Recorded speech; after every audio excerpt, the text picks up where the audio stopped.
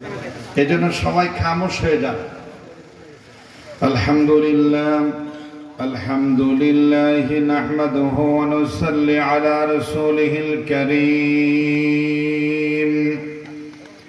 আম্মা বা'দ ফাআউযু বিল্লাহি মিনাশ শাইতানির রাজীম। বিসমিল্লাহির রহমানির রহিম। আলিফ লাম মিম। যালিকাল কিতাবু লা রাইবা ফীহি হুদাল للمتقين الذين يؤمنون بالغيب ويقيمون الصلاة ومما رزقناهم ينفقون. وقال تعالى في تعظيم نبيه: إن الله وملائكته يصلون على النبي يا أيها الذين آمنوا صلوا عليه وسلموا تسليما. صلى الله على صلى الله على سيدنا محمد وآله وصحابه وسلم. জোরে সরে পড়েন বালাগাল উলা বিকামালিহ কাশাফাত দুজা বিজামালিহ حسنت جميع خصاله.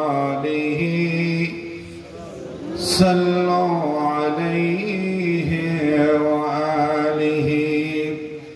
قدموں میں مصطفیٰ کی میرا مزار ہوتا، وہ خاک پاک ہوتی، میں خاک سار ہوتا. بلغ العلا بکمالہ کشف الدجا بجمالہ حسنت جمیع خصالہ. صلوا عليه وآله. আমার মনে হচ্ছে, আমার মনে হওয়াটা যুক্তিও আছে, আমার কয়েকটা কারণ মনে হচ্ছে। হয়তো এই এলাকার মানুষ দরুদ শরীফ পড়ে না, মোহাব্বত করে না, রসুলকে ভালোবাসে না, রসুলের প্রেম, রসুলের প্রশংসা, গুণকীর্তন তাদের জবান দিয়ে তারা বলতে রাজি নয়, এমন মনে হচ্ছে। এটা কি ঠিক নাকি মিথ্যা? মিথ্যা না, এটা আমি মনে হচ্ছে। দ্বিতীয় কারণ হতে পারে, আমার মনে হচ্ছে আপনারা সিরিয়াস ভাবে অসুস্থ। সিরিয়াস ভাবে অসুস্থ, এতই অসুস্থ যে আওয়াজ করার শক্তি নাই। হুজুর পড়ছি তো ঠোঁট নাড়াচ্ছি না, অত আওয়াজ করার শক্তি আমরা না, আমরা সবাই সিরিয়াস রোগী। আমার মনে করার পিছনে যুক্তি আছে না? এতগুলো মানুষ, আমাদের দিলের ভিতরে রাসূল পাকের প্রেম ইশকের আগুন আছে না নাই? দ্বিতীয়, আমাদের দেহের ভিতরে এনার্জি, শক্তি, কথা বলার আছে না নাই? আছে কিনা তা পরীক্ষা করার জন্য যদি চান, দুইজন মানব যদি ঝগড়া লাগে, মাইক ছাড়া আওয়াজ চলে যাবে 3 মাইল, ঠিক কিনা? তখন এই শক্তি, এনার্জি, পাওয়ার কোথায় থেকে আছে আমার বুঝা আসে না। মাহফিল আসলেই একেবারে মরি যাবই, ঠিক না? ফরান যাবই, আওয়াজ বাইর হচ্ছে না।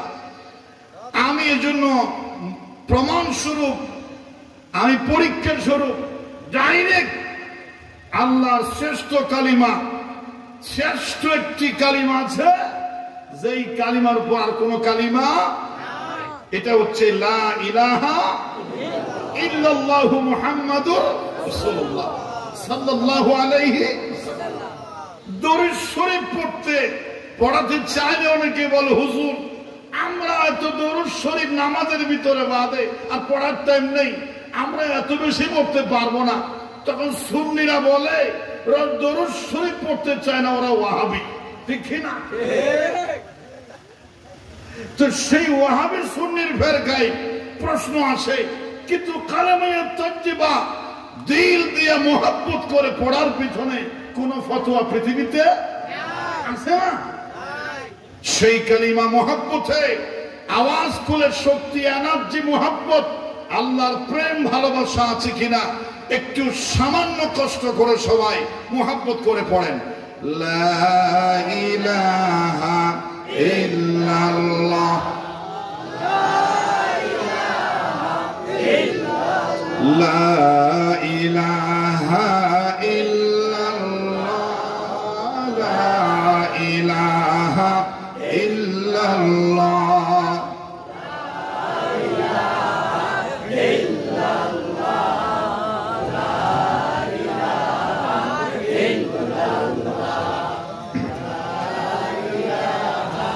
লা ইলাহা ইল্লাল্লাহ মুহাম্মাদুর রাসূলুল্লাহ।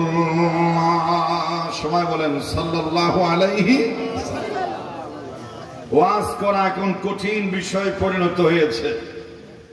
পৃথিবীর সপ্ত আশ্চর্য, এখন অষ্ট আশ্চর্য যোগ দিয়েছে মসজিদের ইমামতি। খুব কঠিন, এরকম আশ্চর্য বিষয় যেন আর নাই।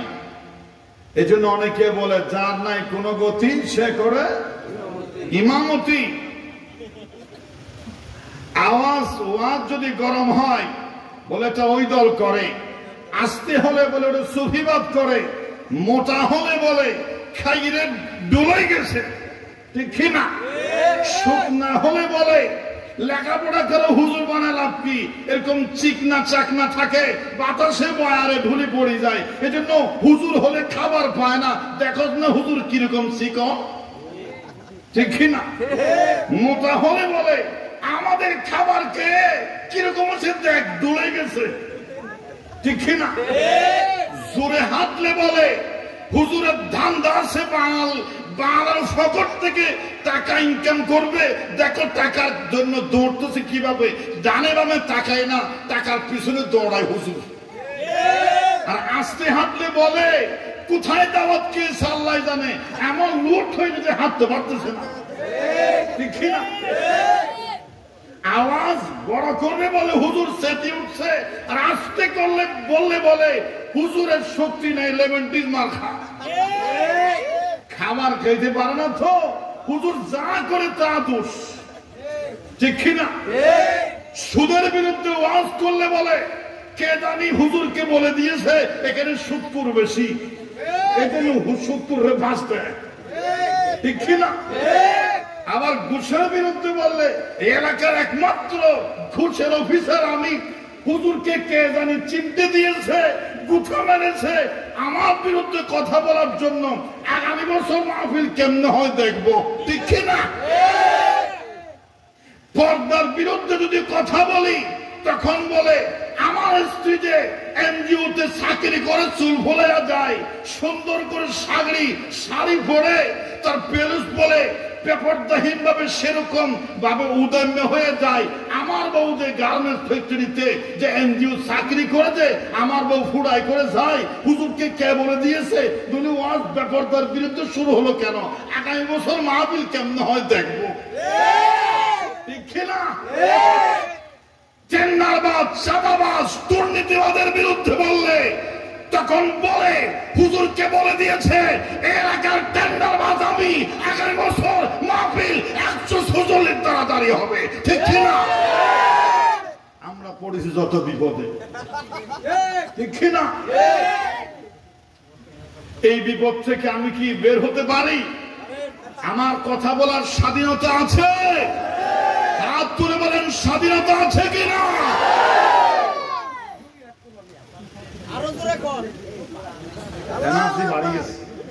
ইমানের শক্তি বাড়ি গেছে, আলহামদুলিল্লাহ বলে।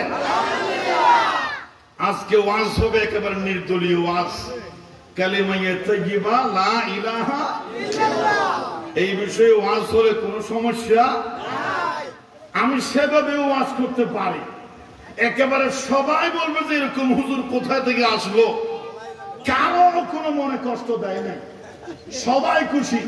সবাই কি একটু জিকির করেন লা ইলাহা ইল্লাল্লাহ, লা ইলাহা ইল্লাল্লাহ, লা ইলাহা ইল্লাল্লাহ মুহাম্মাদুর রাসূলুল্লাহ। সবাই বলেন সাল্লাল্লাহু আলাইহি। পার্বত্য অঞ্চল, দিঘিনালা, খাগড়াছড়ি, ছোট মেরুন, মোবারক টিলা সমাজবাসীর উদ্যোগে আয়োজিত আজকের এই ৬ষ্ঠতম ঐতিহাসিক তাফসীরুল কোরআন মাহফিলের এই অধিবেশনের সম্মানিত মুআজ্জাজ মুকাররম জনাব সাহেবে সদর, সম্মানিত সভাপতি কারি মোহাম্মদ আবুল কালাম সাহেব, সম্মানিত ইমাম ও খতিব মোবারক টিলা জামে মসজিদ, ওই মাহফিলের সম্মানিত প্রধান অতিথি হিসাবে হাজারো ব্যস্ততার পরেও নিজের মূল্যবান সময়কে অতিবাহিত করে কোরআনের মাহফিলে কোরআনের সৌন্দর্য বর্ধিত করার জন্য, আখিরাতের জীবনকে সুন্দর করার জন্য আমাদের সাথে একেবারে সাধারণ মানুষের মতো নিজের সম্মান, নিজের মর্যাদা একেবারে আল্লাহর সামনে কোরআনের মাহফিলে মাটির সাথে মিশিয়ে দিয়ে একেবারে নমনীয় ভাবে আমাদের পাশে বসে আছেন। একটু আগে যিনি অত্যন্ত চমৎকার ভাবে অল্প সময়ে সমাজের অবহেলিত মানুষের এতদিনের কষ্ট দূর করার জন্য সুন্দরভাবে পরামর্শ দিলেন, মোহাম্মদ শফিকুল ইসলাম শফিক সাহেব, সভাপতি দিঘিনালা উপজেলা বিএনপি। আমার আগে আলোচনা করেছেন বিশিষ্ট আলমদিন জনাব মৌলানা হাফেজ ইউসুফ আলী সাহেব, আলোচনা করেছেন মৌলানা দেলোয়ার হোসেন, মৌলানা হামিদুল্লাহ নোমান সাহেব, মৌলানা হেলাল উদ্দিন আল হাবিব সাহেব সহ অনেকেই কথা বলেছেন। আল্লাহ পাক সকলের কথাগুলো আমাদের মনে কষ্ট আসলেও, আমাদের স্বার্থে আঘাত লাগলেও, আমার ব্যবসা আমার সম্মানে আঘাত হানলেও পরকালের দিকে খেয়াল করে মেনে নেওয়ার তৌফিক দান করে বলুন আমিন। আপনারা দেখেছেন আমি কোরআনুল কারীমের একেবারে শুরু থেকে শুরু করেছি। অনেকেই বলে কোরআন থেকে ওয়াজ করলেও বলে যে হুজুর এটা কি ওয়াজ শুরু করছে, এগুলো কোরআনে আছে না, এরকম অনেকেই বলে যে হুজুরের ওয়াজ এরকম কেন, এটা কি কোরআনে আছে? ওই মাঝখান দিয়ে ধরলে বুঝে না তো, জানানোর জন্য বলে কোরআনে আছে। এই জন্য আমি শুরু করলাম কোরআনে আছে যে এটা একেবারে সবাই জানে, জানে কিনা? আলিফ লাম মিম যালিকাল কিতাব জানা যেরকম মানুষ আছে না, কি আছে? সবাই জানে যে এটা কোরআনে আছে। আলহামদুলিল্লাহ সবার কাছে ভাইরাল আলিফ লাম মিম যালিকাল কিতাব, এটাও কি সবার হৃদয়ে ভাইরাল, পরিচিত, প্রসিদ্ধ। সেখান থেকে আমরা কথা বলবো, সবাই বলুন ইনশাআল্লাহ। আল্লাহ পাক রব্বুল আলামিন বলছেন বিসমিল্লাহির রহমানির রহিম, আলিফ লাম মিম যালিকাল কিতাব লা রাইবা ফীহি হুদাল লিল মুত্তাকিন। বিসমিল্লাহ দিয়ে শুরু হয়েছে। কোরআন শরীফ তেলাওয়াত করার সময় বিসমিল্লাহ পড়াটা আদব। বিসমিল্লাহটা পড়া কি আদব, বিসমিল্লাহ দিয়ে শুরু করতে হয়। বিসমিল্লাহর মধ্যে আছে বা, বিসমিল্লাহর মধ্যে আছে কি বা, বিসমিল্লাহর প্রথম অক্ষর কি বা, এটা সবাই বলেন তো কি বা। আচ্ছা বা বললে তো কোনো সোয়াব নাই, আছে না? কয়টা সোয়াব? কমপক্ষে 10টা। আলিফ বা তা সা জিম হা হুয়া। হুজুর আমি কোরআন পড়তে পারি না তো, তাই কাছেও যায় না, 200 হাত দূরে থাকি, এরকম আছে না? না তো কোরআন শরীফ পড়তে জানো না, আলিফ বা হইলে ভরো না, আলিফ বা ভরি আল্লাহর কাছে খাঁদো, আল্লাহ আমি তো ভিতরে গুলো ভয়ে পড়তে পারি না, আলিফ বা পড়েছি, প্রতি হরফে আমাকে 10টা নেকি দাও। আমিন বলেন। বিসমিল্লাহর বা কোরআন শরীফ শেষ হয়েছে মিনাল জিন্নাতি ওয়ান নাসের সর্বশেষ অক্ষর কি? সিন। বা আর সিন যদি যোগ করি, বা সিন জবর বাস, বা সিন জবর বাস, ওকে কাফি। বস মানে আমাদের যখন হুজুরদের এখন বুঝতো 3টার জায়গায় 5টা তুলি দেয়, 4টার জায়গায় 6টা তুলি দেয়, আমরা তখন বলি স্যার বস বস বস বস, বলি কিনা? বস মানে কি? আর লাগবে না, হয়ে গেছে, পেট ওভার, কাফি, যথেষ্ট। আল্লাহ বলছেন বিসমিল্লাহর বা মিনাল জিন্নাতি ওয়ান নাসের সিন যোগ করলে হয় বস। একটা মানুষের দৈনন্দিন জীবনের ব্যক্তিগত লাইফ থেকে শুরু করে তার আন্তর্জাতিক রাষ্ট্রীয় জন্ম থেকে মৃত্যু পর্যন্ত আখিরাতে আল্লাহর সামনে মাথা উঁচু করে দাঁড়াবার জন্য, আখিরাত দামি করাবার জন্য, আখিরাতের বিপদ ঘাটি থেকে, কবর হাসর নসর থেকে, সমস্ত মুসিবত থেকে বাঁচার জন্য এই কোরআন মানুষের জীবনের জন্য সমস্ত বিষয়ের সমাধান নিয়ে একেবারে যথেষ্ট। বলেন সুবহানাল্লাহ। আর কেউ যদি বলে কোরআন নিয়ে সব চলে না, এটা একটা কথা হলো নাকি?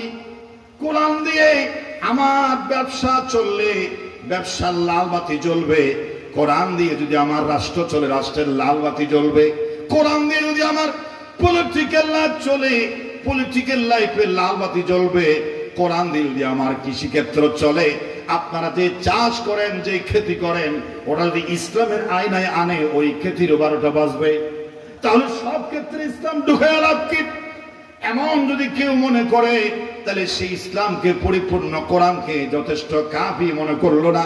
আল্লাহ বলছেন বিসমিল্লাহর বা মিনাল জিন্নাতি ওয়ান নাস বস, এই কোরআনই মানুষের সব সমস্যার সমাধানের জন্য যথেষ্ট। বলেন সুবহানাল্লাহ। আরেকটা কথা বলি, কোরআনুল কারীম শুরু হয়েছে যে সূরা, ওই সূরাটার নাম হলো সূরাতুল বাকারা। কি কারা? বাকারা। কি কারা? বাকারা। বাকারা। বাকারা মানে গাবি।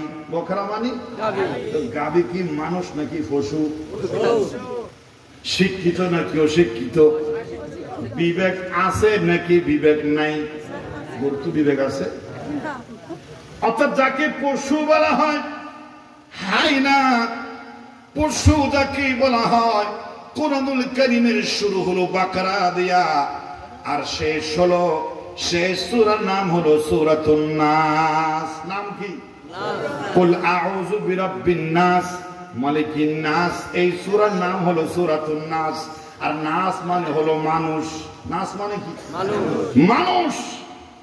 মুফাসসিরিনে কেরাম লেখেন যে দল করবে করুক, যেই পার্টি লালন করবে করুক, যার নেতার গোলামি করবে করুক, সে যদি মনে করে আল কোরআনের ভিতরে প্রবেশ না করে আমি মানুষ হতে পারি, ওটা মিথ্যা কথা।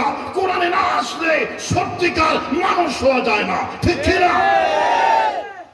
কোরআনে আসার আগে আমি বাকারা, আমি পশু, পশু হয়ে অমানুষ হয়ে কোরআনে প্রবেশ করো, আর কোরআনকে বুঝে মেনে ওই পার দিয়া এ পার দিয়া সূরা বাকারায় ঢুকো, আর কোরআনের সাঁতার কেটে ওই পার দিয়া মানুষ হয়ে জান্নাতি সোনালী মানুষ হয়ে বের হয়ে যাও। এটাই হচ্ছে সূরাতুন নাস। মানুষ এজন্য দিয়েছেন। বলেন সুবহানাল্লাহ। তাহলে 2 নম্বর শিক্ষা হলো, কোরআনে ঢুকার আগে তাকে অমানুষ, আর কোরআনকে ঢুকলে, কোরআন মেনে নিলে, কোরআনকে নিজের জীবনে আমল করলে হয় মানুষ। তাহলে কোরআনে প্রবেশ করা ছাড়া কি মানুষ হওয়া যাবে?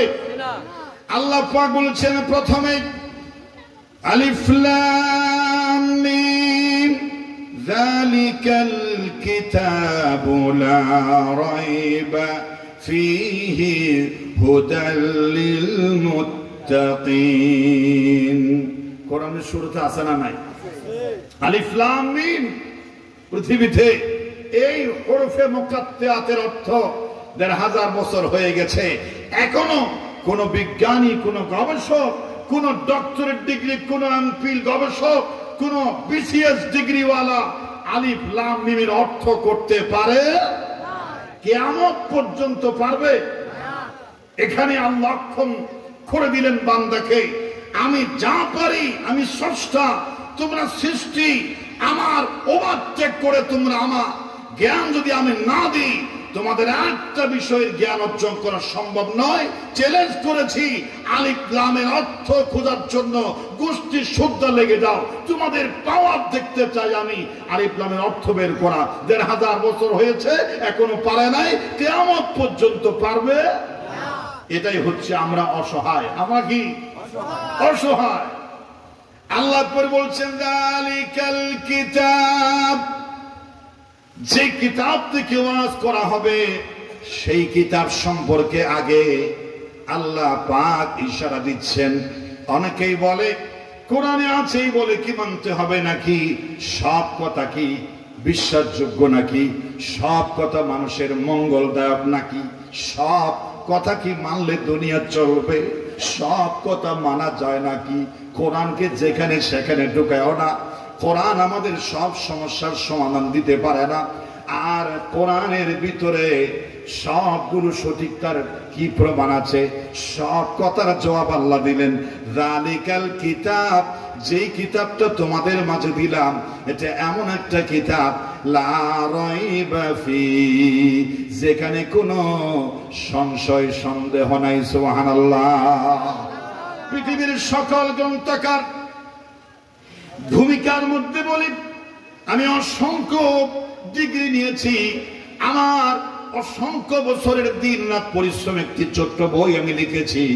আমি 1000 বার পড়েছি, 1000 বার চেষ্টা করেছি, কিন্তু বইয়ের প্রথম কথায় আমি স্বীকার করলাম, মানুষ হিসাবে আমার গ্রন্থের সাভানের ভিতরে, শব্দ প্রয়োগের ভিতরে, উদাহরণ পেশ করার ভিতরে আমার মানুষ হিসেবে কোন ধরনের ভুল ত্রুটি হওয়া স্বাভাবিক।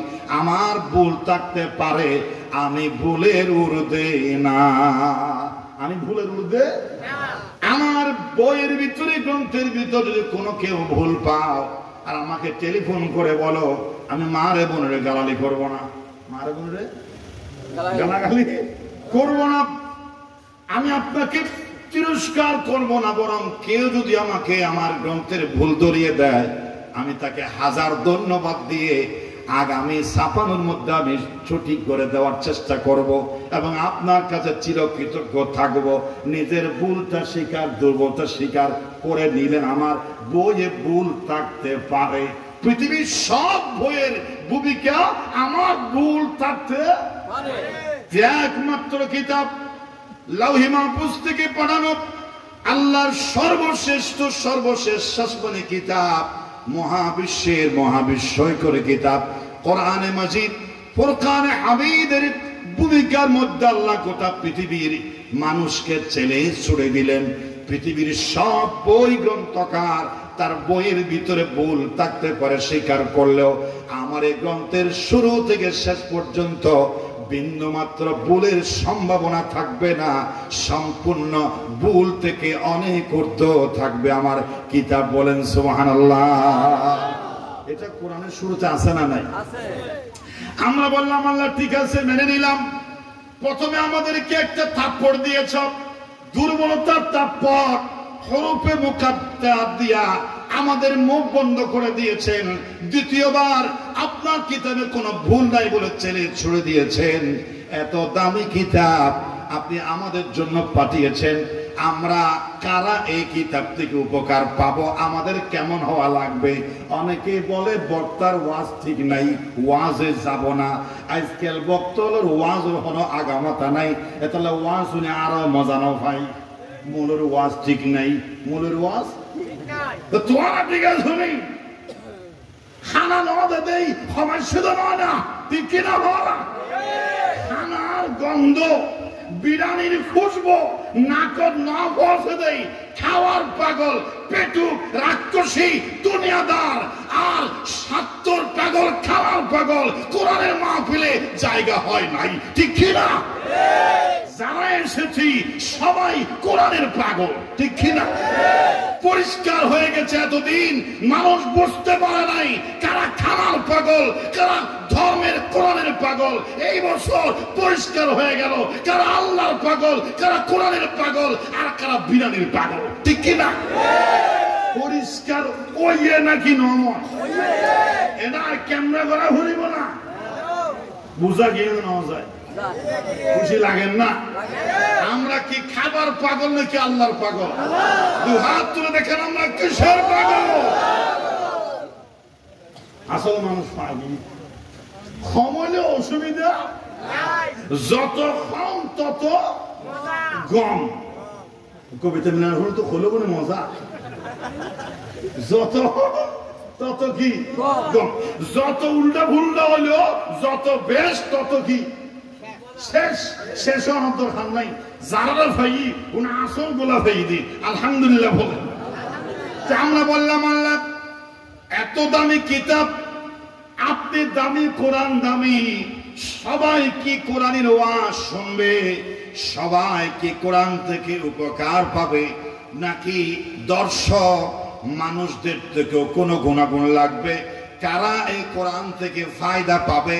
কারা কোরআন কারীম কাদেরকে জান্নাতের পথ দেখাবে? যারা জান্নাতে যাবে, কোরআন যাদেরকে পথ দেখাবে, মানুষগুলো কেমন হওয়া লাগবে? আল্লাহও মানুষ বাঁচে, আল্লাহ মানুষ কি আরাম বাঁচি, আল্লাহ সত্যিবেলা মানুষ কি বাঁচে।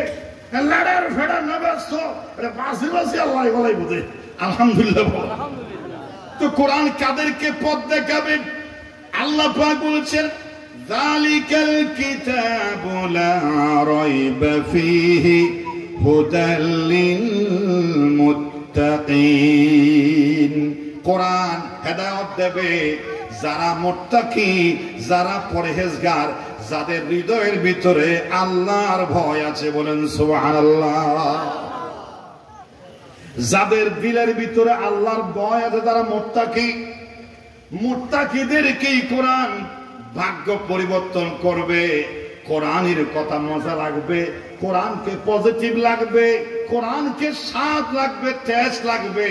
কোরআনের কথা শুনলে দিল ঠান্ডা হবে। কোরআন যত শুনে তত শুনতে মন চাইবে, পঙ্গপালের মতো ছুটে আসবে। কি চাইলি? চট্টগ্রাম থেকে, বাংলাদেশ থেকে আলেম এসেছে, কোরআন থেকে ওয়াজ চলতেছে, ওটা আমার ধর্মীয় গ্রন্থ কোরআনুল কারীমের থেকে ওয়াজ চলে। নায়েব রাসূল, উলামায়ে কেরাম আছে, অনেক অতিথিরা মেহমানরা এসেছেন, নামাজি মানুষের চেহারা দেখা যাবে, কোরআনের আয়াতের আওয়াজ শোনা যাচ্ছে। কি চাইলি? দৌড় মার। কি চাইলি? দৌড় মার। কি চাইলি? কি সাপুড়ে যখন বাঁশি যখন আওয়াজ করে, যাদের ভিতরে কোনো বিষ নাই, দুরা সাপ। কি সাপ? আমাতে কি সাপ? কোন বিষ। ঠিক আছে ইনশাআল্লাহ। উনি ব্যস্ত মানুষ, এতক্ষণ সময় দিয়েছেন, এই জন্য আমরা কৃতজ্ঞতা জানাই। আল্লাহ ওনাকে হায়াত দারাজ করুক, আমিন বলেন। ওদের কথা আলাদা, ওরা বিভিন্ন দায়িত্বশীল, আল্লাহ ওনাকে হেফাজত করুক, আমিন বলেন। এবং উনি যে স্বপ্ন দেখেছেন জাতীয়তাবাদের শক্তি আগামী যদি সফল হয়, এই এলাকার রাস্তা দিয়ে আসলাম একটু হুজুরের সাথে, নেতার সাথে আমি একমত। রোডের এমন 12টা যেন 16-17 বছর এখানে কোন রাষ্ট্র শাসক ছিল না, এটা মগের মূল্য ছিল, ঠিক কিনা? আল্লাহ যেন তকদির পরিবর্তন করে, আমিন বলেন। আসসালামু আলাইকুম। একটু জিকির করেন, লা ইলাহা ইল্লাল্লাহ। এগুলো কি আমাদের প্রধানমন্ত্রীর সাথে আসছে? বসে এখানে আসতে পারে, যেতে পারে না, ফেরেশতার রেকর্ডে পড়েছে। আপনি বের হলে আপনার পিছু চলে যাওয়া, কোরআনকে পিছনে দেওয়া, এটা ফেরেশতাদের রেকর্ডে চলে আসবে। শারীরিক কোনো সমস্যা, বড় ধরনের কোনো সমস্যা না হলে মাহফিলের জান্নাতি পরিবেশ থেকে বের হওয়ার কোনো প্রশ্নই আসে না। শেষ পর্যন্ত থাকবেন নাকি ভাগবেন? থাকবেন নাকি ভাগবেন? কারা কারা থাকবেন দু হাত তুলে দেখান, নারে তাকবীর বলেন। আল্লাহ কবুল করুক। এখন যদি কেউ চলে যায় তাহলে কিন্তু ওয়াদা খেলাফ হয়ে যাবে। বলেছিলাম পৃথিবীর সেরা সাপুড়ে, পৃথিবীর সেরা বাসি এনে সর্বোচ্চ পাওয়ার বিরোধী, এটার নাম কি মেরুন না? মুবারক টিলার কোন তাজদিন মারা দেয়। এই এলাকায় সাপে যত বিশলা সব আছে সব সাপুরের সামনে হাজির হবে নাকি হবে না? কিছু কিছু সাপ সিপা ছাপায় ঘরের কোনায়, ছাদের কোনায়, আপনাদের তামাক কেতির আশেপাশে আইলে জুপে জাড়ে পড়িয়া থাকবে, ওরা সেটই পড়ে থাকবে। তখন সাপ যখন দেখবে ভাই কত সুন্দর সুরে বাঁশি বাজায়, সাপড়ে কলিজা টানে, কলিজা টানে তুই যাবি না, বলে তোর যেতে হলে তুই যা, কারণ তোর কাছে বিষ আছে। আমি হলাম মিস্টার ডোরা সাপ। আমি কি সাপ? আমি মিস্টার ডোরা সাপ। ওই সাপের বাঁশিতে আমার কিচ্ছু আসে যায় না, আমার যাওয়ার দরকার নেই, আমার বিষ নাই। তাহলে তুই এখানে পড়ি থাক সেটইয়া, আমার বিষ আছে, আমি চলে যাই। যাদের কোরআনের প্রেমের বিষ, রসুলের ইশকে মোহাব্বতের বিষ, আল্লাহর রসুলের বিষ প্রেমের থাকে, মাইকের আওয়াজ যদি তাদের কানে চলে যায়, মাইকের আওয়াজ শুনে কবরকে সুন্দর করার জন্য, আখিরাতকে দামি বানাবার জন্য ওদেরকে বাড়িতে ধরেও রাখতে পারবে না, হাত ছড়াইয়া পাগলের মতো এই জান্নাতি জলসায় চলে আসবে। ঠিক কিনা? প্রমাণ হয়েছে আল্লাহ এবং রসুলের প্রেমের বিষাক্ত সাপের বিষ, রসুলের ইশকের মোহাব্বতের বিষ আমাদের আছে। এই এলাকার অন্য কারো যে আছে দাবি করে, ওটা আজকে ভুয়া। আজকে কি স্লোগানের মধ্যে একটা স্লোগান আছে, বুয়া বুয়া, বলেন বুয়া বুয়া। আওয়াজ জানবেন যে এলাকার মা বোনেরা আল্লাহ ওয়ালা দিনদার, নবী প্রেমিক, ওয়ালি প্রেমিক আর আলেম ওলামা কোরআন হাদিস প্রেমিক, যদি মাটা দিনদার হয়, বউটা পরহেজগার হয়, ওই বউ চাইলে স্বামীকে, বাবাকে, ভাইকে মাহফিল পর্যন্ত পৌঁছাবার শক্তি আমাদের মায়েদের বোনের আছে না নাই?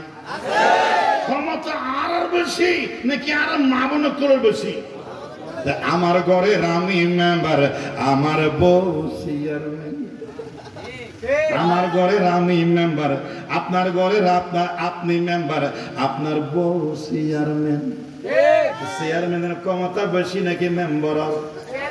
মেম্বার এখানে চলে আসছে, চেয়ারম্যান আমাদের মা বোনেরা, মেম্বার যত আছে, পুরুষ যত আছে, সবগুলোকে বের করে দেন, প্রমাণ দেন আপনাদের দিলের ভিতরে আল্লাহ রসুলের প্রেম ভালোবাসা আছে।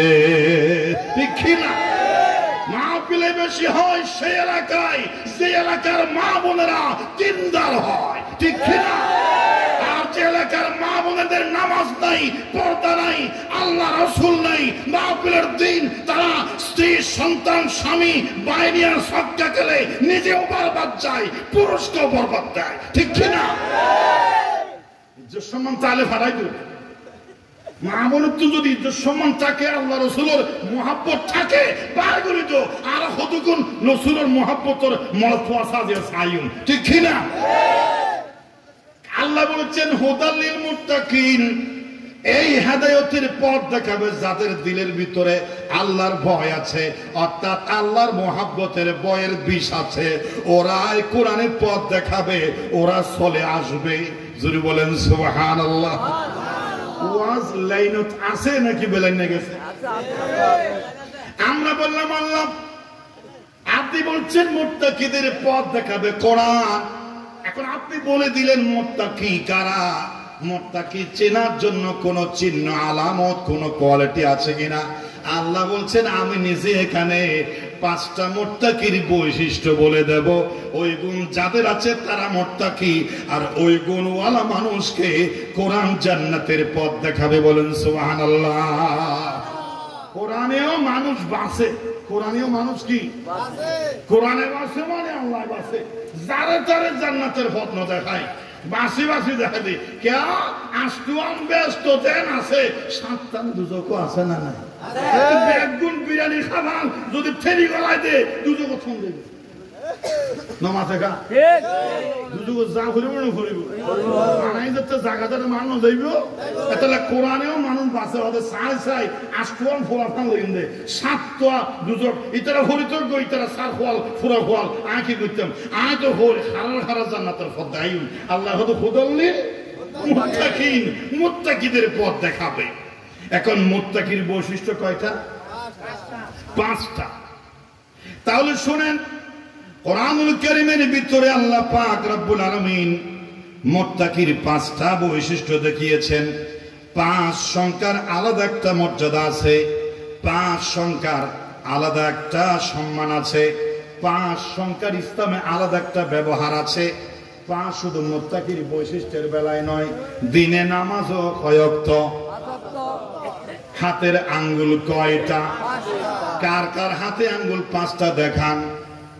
যাদের চারটে ওরা দেখেন ওরা প্রতিবন্ধী, ওরা কি যারা হাত লুকায় রাখছে নিশ্চয় প্রতিবন্ধী, নিশ্চয় কি চারটে থাকলে তুলিয়েন না, আপনি লজ্জা পাবেন। হাতের আঙ্গুল কয়টা, ইসলামের খুঁটি কয়টা, দিনে নামাজের ওয়াক্ত কয়টা। এরপরে পাঁচ সংখ্যার আরো অনেক প্রয়োগ ইসলামে আছে। কলবের চিকিৎসাও পাঁচটা, কলবের মধ্যে অসুখ হয়, কলবের চিকিৎসাও পাঁচটা। আবার যত নবী রাসূল এসেছেন সমস্ত নবীরা জাতিকে ওয়াজ করেছেন পাঁচ বিষয়ে, ওয়াজ করেছেন কয় বিষয়ে? পাঁচ বিষয়ে। কবরের অনুরোধ পাঁচটি, ভাগ্যবান লোকের আমলও পাঁচটি, জান্নাত আবার অপেক্ষা করে পাঁচ শ্রেণীর মানুষকে জান্নাতের ভিতরে প্রবেশ করানোর জন্য। আবার হাসরের ময়দানে আল্লাহ পাক রব্বুল আলামিনের হাবিব বলেন দুনিয়ার মধ্যে থেকে পাঁচটা জিনিসের গুরুত্ব যারা দিবে না তাদের কপালে দুঃখ আছে। রাসূল বলছেন ইগতানিম খামসান ক্বাবলা খামসিন, পাঁচটা জিনিস তুমি পাওয়ার পরে যদি দাম না দাও তাহলে তোমার ভবিষ্যৎ আন্ধার। আবার ইন্দ্রিয় বলে পাঁচটা, পঞ্চ ইন্দ্রিয়। কয় ইন্দ্রিয়? নমা থেকে ইন্দ্রিয় কয়টি? ইন্দ্রিয় মানে হচ্ছে কান, চোখ, ত্বক, জিহ্বা, নাক, চোখ। এভাবে পাঁচটা ইন্দ্রিয় আছে যেগুলো দিয়ে আমরা অনুভূতি শক্তি উপলব্ধি করি। সমস্ত নবীরা ওয়াজ করেছেন কয় বিষয়ে? পাঁচ বিষয়ে। মুত্তাকির বৈশিষ্ট্য আল্লাহ বলেছেন কয় বিষয়ে? পাঁচ বিষয়ে। আবার মৃত্যুর পরে ভয়ঙ্কর ঘাঁটিও পাঁচটি। মানুষের আখিরাতে বিপদের ঘাঁটিও কয়টা? এক নাম্বার হলো আখিরাতে যাওয়ার জন্য মৃত্যু, ভয়ঙ্কর ঘাঁটি, মৃত্যুর সাকারাত, এটা ভয়ঙ্কর অবস্থা হবে। দ্বিতীয় ভয়ঙ্কর ঘাঁটি কবর, যেখান থেকে আখিরাতের যাত্রা শুরু। যদি জান্নাতি হয় বেহেশতের বিছানা চলে আসে, জাহান্নামী হলে দোজখের সাপ বিচ্ছু চলে আসে। কবর ভয়ঙ্কর ঘাঁটি। এরপরে তিন নম্বরে হাসরের ময়দানে ওঠার পরে এটা আরেকটা ভয়ঙ্কর ঘাঁটি, যেই ঘাঁটিতে মাটি তামার মতো গরম হবে, সেন্টেল জুড়ে থাকবে না, 12 সূর্যের তাপ সাপ্লাই দেবে, জিহ্বা নাভি পর্যন্ত চলে আসবে। মাথার মগজগুলো চুলার ভিতরে যেমন পানি দিয়া যেমন সিদ্ধ করলে টকটক করে সিদ্ধ হয়, হাসরের ময়দানে মগজগুলো সিদ্ধ হবে। মানুষের দেহ থেকে ঘাম বের হবে, এত পরিমাণ ঘাম বের হবে, কারো ঘাম হবে হাঁটু পরিমাণ, কারো ঘাম হবে সিনা পরিমাণ, কারো ঘাম হবে গলা পরিমাণ, আবার কারো ঘাম নিজের শরীর ত্যাগ করে উপরে চলে যাবে, নাকটা কোন রকম বের করে উত্তপ্ত ঘামের ভিতরে জীবন রক্ষার জন্য সাঁতার কাটবে, আর ইয়া নাফসি করে চিৎকার মারবে।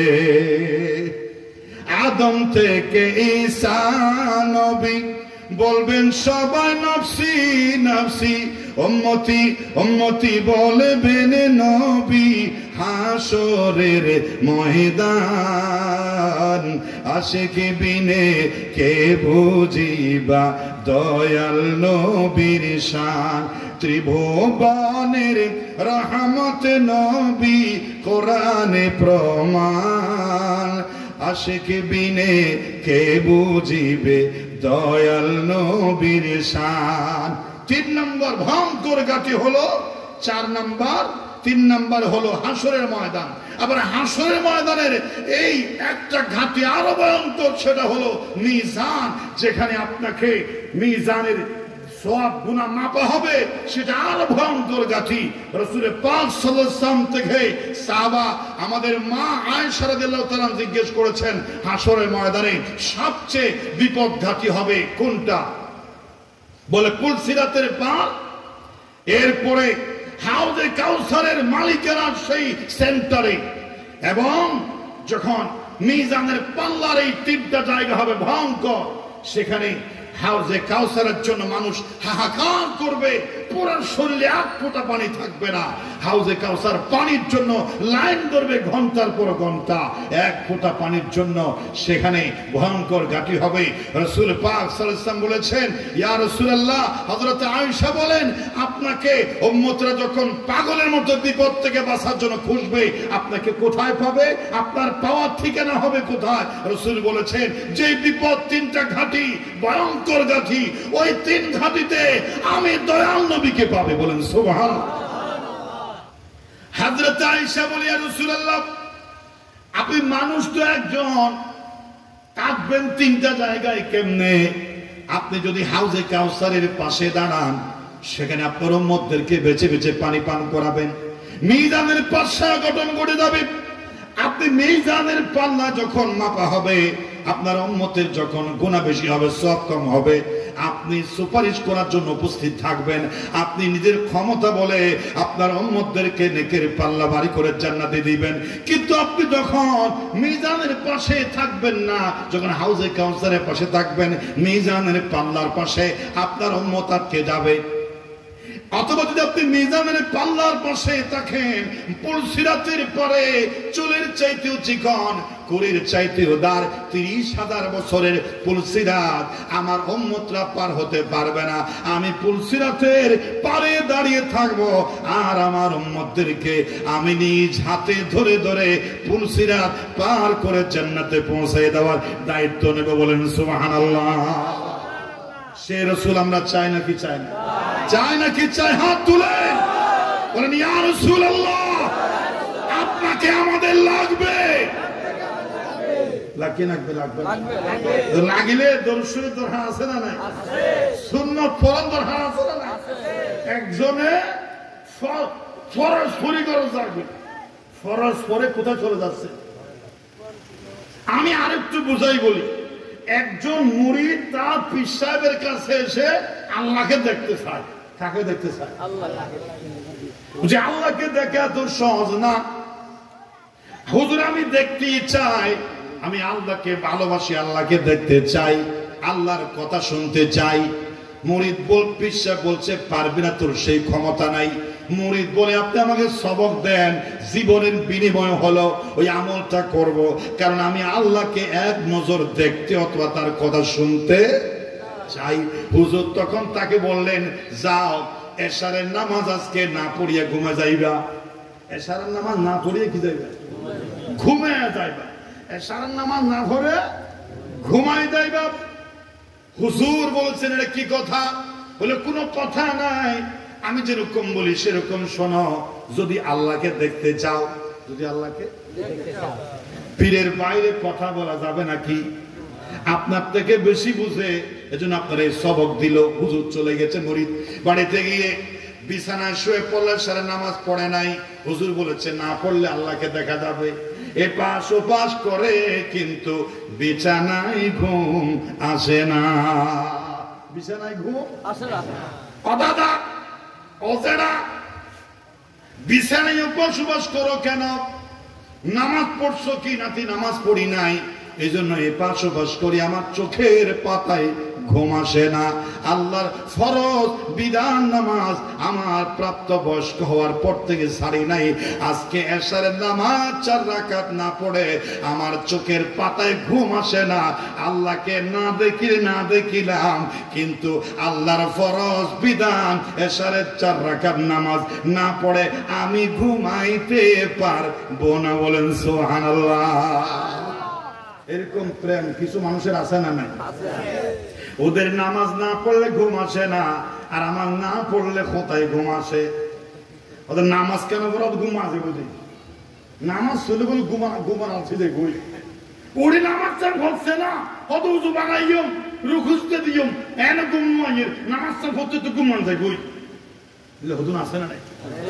আর চায় না নামাজের টেমাইলে ঘুম এনা আইদে, আজান দিলে সুগত এল ঘুমাই দে, ঘুম এন মজা লাগে আজান দিয়েছে ঠিক না?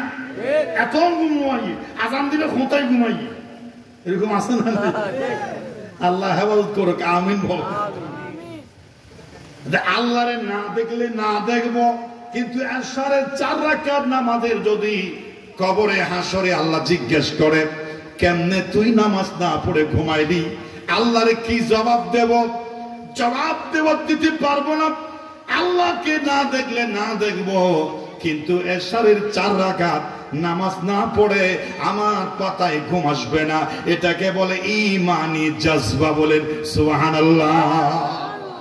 ঘুমায়া খাজা করছ ফজর, তখনও উঠনি যখন জোহর, খেলাই হেলাই কেটেছ আসর, মাগরিবের ওই শোনো আজান, জামাতে শামিল হাওরে সাথে এখনো জামাত আছে স্থান। নামাজ কে বলো না আমার কাজ আছে, কাজকে বলো আমার নামাজ আছে। ঠিক না? নামাজের নহস এত কাস্টমার আছে, নামাজকে বলিও না আমার খেতে আছে, নামাজকে বলবি না আমার প্যাসেঞ্জার আছে, নামাজকে বলবি না আমার খেলা আছে, বরং পৃথিবীর সব কাজকে বলবি আজান দিলে স্টপ আমার নামাজ আছে। ঠিক না? মুসা আলাইহিস সালাম জিজ্ঞেস করে আল্লাহ আমি তো জলিলুল কদর পয়গম্বর, বনি ইসরাইলের শ্রেষ্ঠ পয়গম্বর, আমি জানতে চাই আমাকে নিশ্চয় তুমি ভিআইপি জান্নাতের ফ্ল্যাট দিবা যেখানে সাধারণ উম্মত যেতেই পারবে না, যেহেতু আমি কালিমুল্লাহ মুসা কালিমুল্লাহ। আমি জানতে চাই আমার পাশের ফ্ল্যাটে থাকার সৌভাগ্য হবে কার, তার পরিচয় জানতে চাই। আল্লাহু আকবার। আমি ভিআইপি জান্নাতের ফ্ল্যাটে থাকবো, তো আমার পাশের জান্নাতেও সেরকম মুসা পয়গম্বরের মতো সমমর্যাদার পজিশনের মানুষ থাকবে। আমি চাই আমার প্রতিবেশী কে হবে। সুবহানাল্লাহ। আমি মুসা কালিমুল্লাহর জান্নাতের প্রতিবেশী কে হবে আমি জানতে চাই। কে বলতেছেন? মুসা আলাইহিস সালাম। আল্লাহ বলতেছেন তুমি কি জানতে চাও তোমার জান্নাতের ফ্ল্যাটের প্রতিবেশী কে হবে? তাহলে তোমাকে একটা শহরে যেতে হবে, যাও মেরুন শহরে চলে যাও, গিয়া একটা খসাইয়ের দোকান পাবে, সেই খসাইওয়ালা তোমার পাশের জান্নাতের ফ্ল্যাটে তোমার প্রতিবেশীর মর্যাদায় থাকবে। সুবহানাল্লাহ। মুসা আলাইহিস সালাম বলে বাড়ি তাআলা এটা তো আমাকে রীতিমতো অপমান। রীতিমতো কি? আমার পাশে থাকবে অন্য কোন পয়গম্বর নবী রাসূল বা রাজা বাদশা প্রিন্স, কোথাকার কোন হাসিওয়ালা মুসার পাশের ফ্ল্যাটে থাকবে, এটা কি আমাকে অপমান নয়? সুবহানাল্লাহ। হতা যুক্তি আছে না? আছে আছে। কিন্তু হতা হল না রাজার মাই ভোকে ইনশাআল্লাহ কিনে বলে হতা দে যাবে না। ঠিক না? একটা সমতা নাই না বাবা তার মাই ভোয়ার জরালিম দে তুই তোর নজুম খনার মাই ভোয়া হরিতের ভোয়ারে গে ফেরাই না। ঠিক না? মুসা আলাইহিস সালামের প্রেস্টিজে লেগেছে। আল্লাহ বলছেন তুমি যাও খসাইওয়ালাকে দেখে আসো, আমার বলা লাগবে না, তুমি বুঝবে কেন সে তোমার জান্নাতের ফ্ল্যাটের প্রতিবেশী। মুসা আলাইহিস সালাম চলে গেলেন, দূর থেকে লুকায়া ছিদ্র দিয়া বেড়ার ফাঁক দিয়া খসাইওয়ালার দিকে দেখে, গোশত বিক্রি করে কাস্টমার আসে যায়, হঠাৎ করে কিছুক্ষণ পরে মসজিদের মুয়াজ্জিন আযান দেয়, হাইয়া আলাস সালাহ হাইয়া আলাল ফালাহ, নামাজের দিকে আসো, নামাজের দিকে আসো, কল্যাণের দিকে আসো। আল্লাহ মহান, আল্লাহু আকবার বলতে দেরি আছে, ওই খসাইওয়ালা সঙ্গে সঙ্গে, অথবা এখানে আছে কামার, এই ছিল কামার, একজন দাসুরি বানাইতো। তুমি তার কাছে যাও আর তার কাছে গিয়ে তার আমল দেখো। ওই খামার দাসুরি কিরিচ যে বানাই, মাতুল উপরের দিকে তোলে। আযান যখন দিয়েছে সঙ্গে সঙ্গে মাতুলার সামনে মারলো না, পিছনের দিকে মারলো, বলে আযান দেওয়ার পরে একটা বাড়িও দিতে পারবো না, আমার নামাজ আগে। নামাজ খেয়েও না একখানে যুবককে বাড়ি মারিলছে না, জামান নামাজ ফরজ আর গনি হতেন না। আযান দিতে দিয়ে পৃথিবীর সব কাজ আমার জন্য হারাম, ঠিক কিনা? মুসা আলাইহিস সালাম দেখে অবাক হয়ে গেছে, একমাত্র নামাজের পাবন্দির পুরস্কার মুসা কালিমুল্লাহ জান্নাতের সাথীর সৌভাগ্য। আল্লাহু আকবার। এরকম নামাজ আমাদের দরকার আছে না নাই? নামাজে যদি যারা হাত তুলতে হই দয়, আগামী বছর মাহফিলে তারা আর ঢুকতে দিব না। কারণ বেশিরভাগ হাত নিচে দিকে তাইবে প্যারালাইজ হয়ে বই, বেশিরভাগ হাত পায়ের প্যারালাইজ হবে, দুই একটা হাত উঠবে। ফজরত একেবারে নাই। ভোর সময় ইমাম সাহেব মুসল্লি না হয়, মুয়াজ্জিন ইমাম সাহেব পাশে রাখিয়ে দেয়, নামাজ শুরু হলাম, ঠিক কিনা? আবার বহু মসজিদ এমন আছে যে মুসল্লি একটাও নাই, এদের ঘরের রুমের ভিতর আজান দিয়ে ফেলা, স্পিকার বেইন না দেবে, রাতে যাবে সব স্পিকার আলগাইয়ে দেয়, এটা রুমের গলাই মুসল্লি নেই, আর মুসল্লি খিতা করে মসজিদের স্পিকার এত লই লই। মুয়াজ্জিন সাহেব সহকারী ইমাম সাহেবের খতিব নেই ব্যর্থ হতে, এবার লইয়ে রে বিছানা পালন তাদের আদি এলে করে সুযোগ দিন না তাহাইয়া এবার আব্বরে দিয়ে রে এলার্ম দেখতে মারতে সারিমিকে আজান করেন, শীতে বানায় কেটা সারি উড়িব হনে সম্বল উত্তর মারাতে আল্লাহু আকবার আল্লাহু আকবার। ঘরের ভিতরে কেরা মুসল্লি নাই তো, জাগির তো হবে সভাপতি, সেক্রেটারি, ক্যাশিয়ার, কমিটি আছে না? ঘরে প্রধানত কি আর তোর পয়সা বেশি, কি আর ফট বড়, কি আর ফ্যাট বড়, ঠিক না? ইনসাইরে বানাইবে না, এটা কি নামাজি সাহেব বানাই না, তাহলে তো ইমাম সাহেবের মুসল্লি নাই। নাউজুবিল্লাহ বলে, কোনো অসুবিধা না। ভিতর তো মারি দেয় বেড়াতে, কিন্তু মানুষকে বের গিয়ে দেয়, এই মানুষ নামাজ